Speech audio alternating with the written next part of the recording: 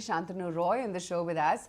Mr. Roy, great to have you in the show. And recently you announced the partnership with Italy's Dragflow as well to develop this amphibious cutter suction dredgers. Tell us a little bit more about this partnership. What kind of revenues are you anticipating from this?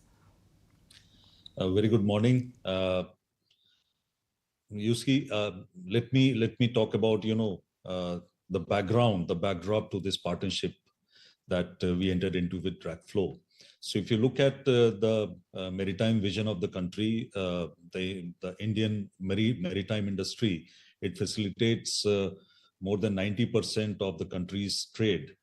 And towards this, there is a huge plan by the government for modernization of the ports, creation of 12 new mega ports and 200 new minor ports.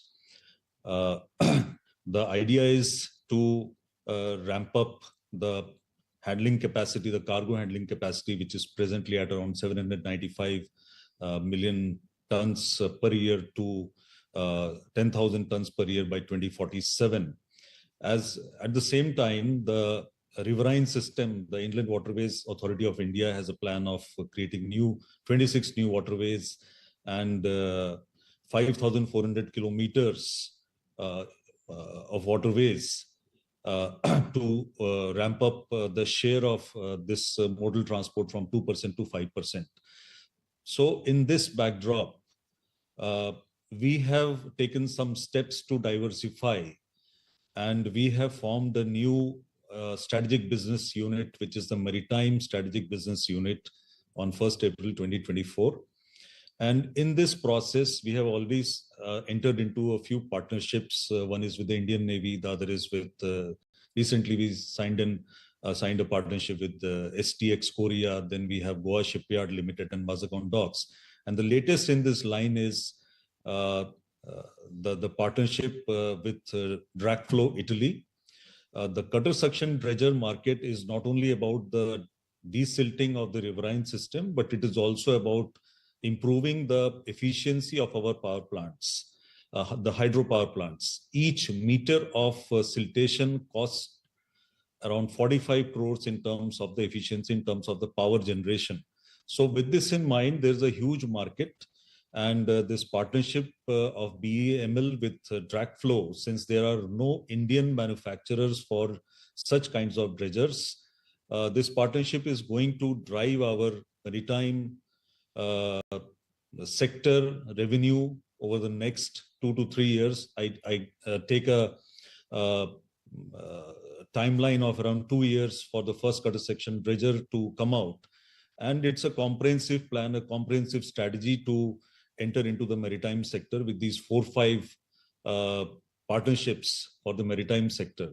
So there is a huge requirement. Just to give you an idea, each dam requires around 6 cutter suction dredgers, and just multiply it by the number of dams in India, and you will find, the number of cutter suction dredgers which are required only for the desiltation of the dams to enhance our efficiency of the power plants. So this gives an idea about the total market size for the next 5 years or so, which is huge.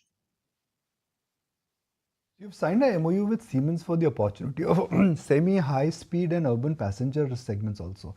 When are we expecting orders from that vertical? It's too premature to expect any orders, but again, there is a backdrop to it with the transformation in the Indian Railways under the leadership of our Honorable Railway Minister and our Honorable Prime Minister. There is a huge transformation and paradigm shift in the way the railway is operating, and the rolling stock is being manufactured in this country. The travel experience that we are trying to give to the people of this country.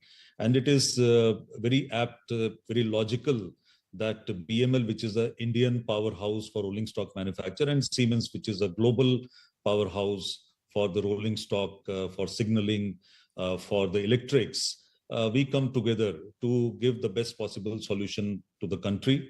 We are exploring, it's exploratory in nature currently, but definitely with the kind of opportunity size in the country, for the railway sector, for the rolling stock, which is around 1 lakh crores in the coming 4 to 5 years. Definitely, this partnership will help the country in good stead. Mr. Roy, this is Cheryl also joining in the conversation. And I just wanted to actually take a lead from what you had spoken during your Q3 earnings, given the fact that you were expecting about 4,000 to 5,000 order book or more orders for the remainder of FY25. Is that on track? Are you envisaging that by the end of this month, is that the size of orders that you will actually get in? Let's hope for the best, because we are in the last leg of this current financial year, another 7-8 days to go. And I don't want to defocus my team, or I don't want to get defocused. Our full focus is on achieving the numbers, and this is a very critical time. So it will not be correct on my part to, give my opinion about whether we are going to achieve the number in terms of the order inflow or whatever. But what I can say is that this year has been pretty good. The total order inflow till now has been 6,000 crores. And we are getting orders, small orders from the mining sector continuously. Definitely, we will be in a much better position at the end of the financial year. You'll appreciate the spirit of my next question, which is that most of the PSUs have one advantage: large order books. बहुत बड़ी order books है सबकी. But there is one challenge which every PSU today seems to be, dealing with, which is that the execution is getting delayed. Order books are there, but order book execution as a percentage has dropped for everyone. Is that because of a cycle, or is that because of their ability to scale up and find new talent? You can be honest, sir. Well, Nikunj, I'll be brutally honest here. You are very right. Yes, order book is definitely, it's going up, and execution is a challenge. It's the second part, the ability to scale up quickly. That is one of the challenges that PSUs face. But we are trying to, reverse that challenge into an advantage for us. We have already drawn up plans, and we are going to execute. We are going to execute the new capex plans very quickly. For example, last September, we started work on the new railway facility in Bangalore, and within a period of 15 months to 18 months, this facility is going to be operational. So that is the kind of speed that we are trying to bring into our capex enhancement, so that at the same time we can enhance our capability to execute. And it is not only the capex, it is not only the the infrastructure, it is also about the people. So we are working on several fronts. We have restructured the company. Even the research and development has been restructured into 3 verticals, the three layers, and we are going to create the 4th layer very shortly. This has brought in a lot of focus to futuristic research, as well as the corrections or the innovations in our existing product line, and these are helping us in good stead. At the same time, we are building our capability in terms of the human resource, the human capital. So all these are required for ramping up the execution. And next year, I would say next year, we call it a year of disruption for BEML. And we are going to come out with the 4th layer of research and development very shortly. You will hear the announcement in the month of April itself.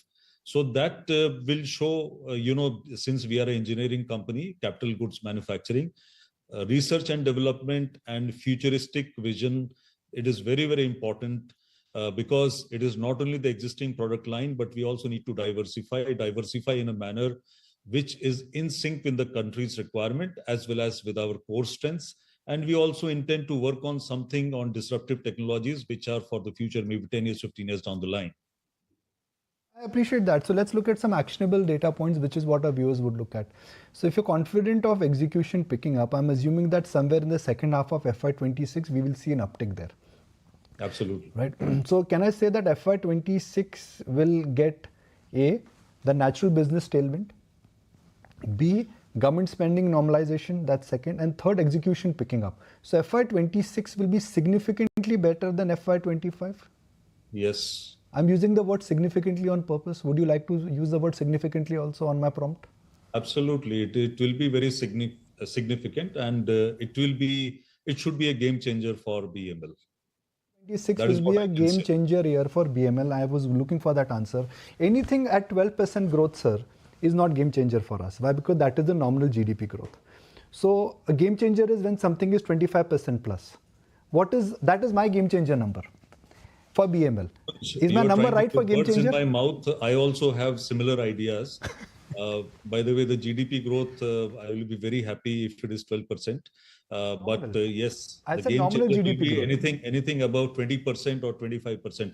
We are in a capital goods industry, so I take anything above 20% as a game changer. I appreciate it, sir. When I say GDP growth, nominal GDP growth, inflation, added, वो भी तो मिलेगा, sir. Volume growth आ जाता है. So I'm assuming that 20% is a high probability number. This is not a guidance, but anything above 20% is a number which BML in coming years could achieve. Yes. There is a probability and there is a possibility. दोनों. जब दोनों होता है, जब कमाल होता है. Absolutely, absolutely. And we also must understand, that order book is the key here, because when we talk about the orders for the defense and the rail and metro, there is a gestation period of at least 2 years. So it is very important for us to get more and more orders in the coming 1 year, so that, then only the results will start showing. Really appreciate that. You've been very frank and you've been very vocal about where things are moving and how things actually should move for BML. Really appreciate it. Thank you. If you like this video, then like, share and subscribe to ET Now.